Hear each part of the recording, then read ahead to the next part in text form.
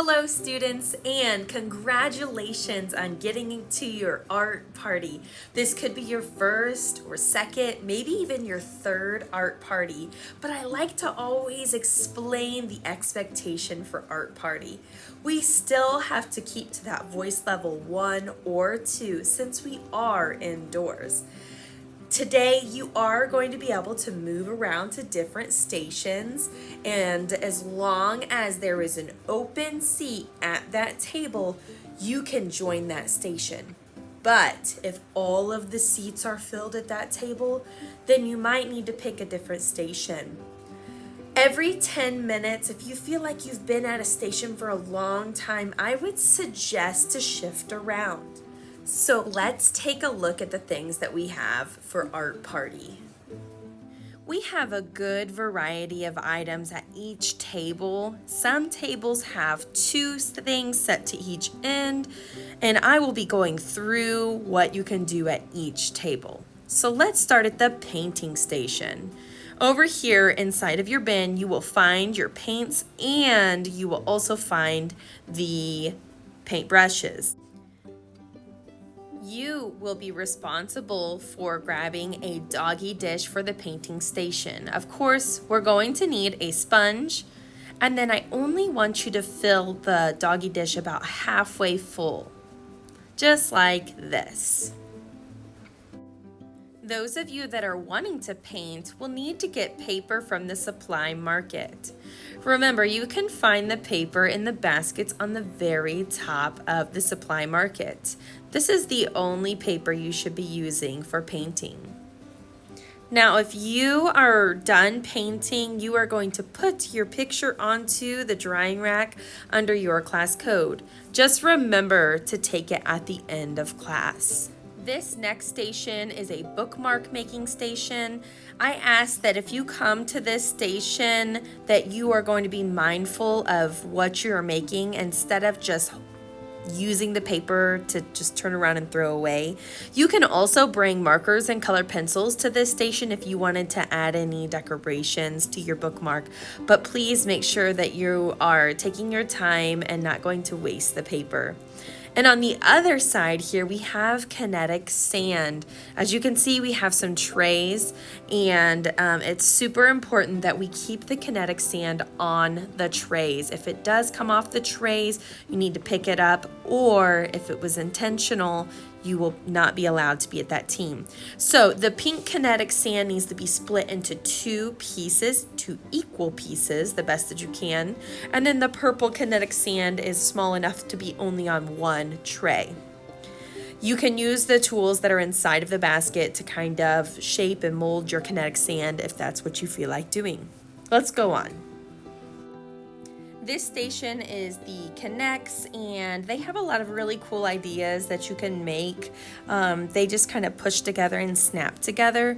Here's a student example of what one of the students were working on. So there's a lot of really fun opportunities that you can have at this station. 3 people can work at this area.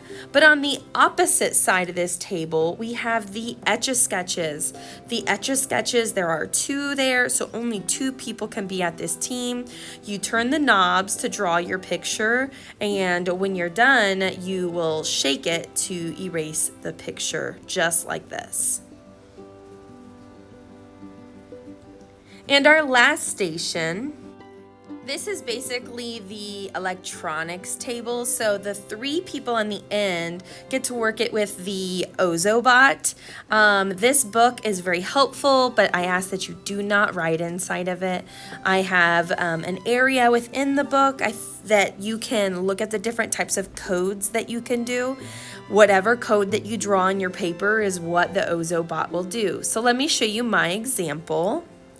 So as you can see, I used the markers that were within the bag there, the black, the blue, the red, and green. And the Ozobot has an area where you can have 3 people at this station. There is a power button kind of on the side of the Ozobot. You just push it and it turns it on. So this is just a student example of what you can do. Look at that turbo thrust that it just did. And then as it goes through this, you can see that there's different coding methods by using the colors to tell the Ozobot what to do. And if you are wanting to make your own code just like these students did, you could get paper from the top of the supply market.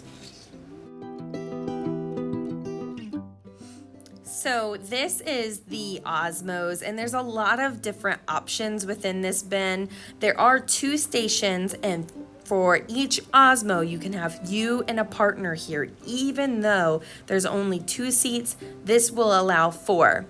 Pay attention to my setup here. The Osmo mirror goes on the very top of the tablet, and that will help the mirror be able to face down towards the table, or the camera to face down towards the table.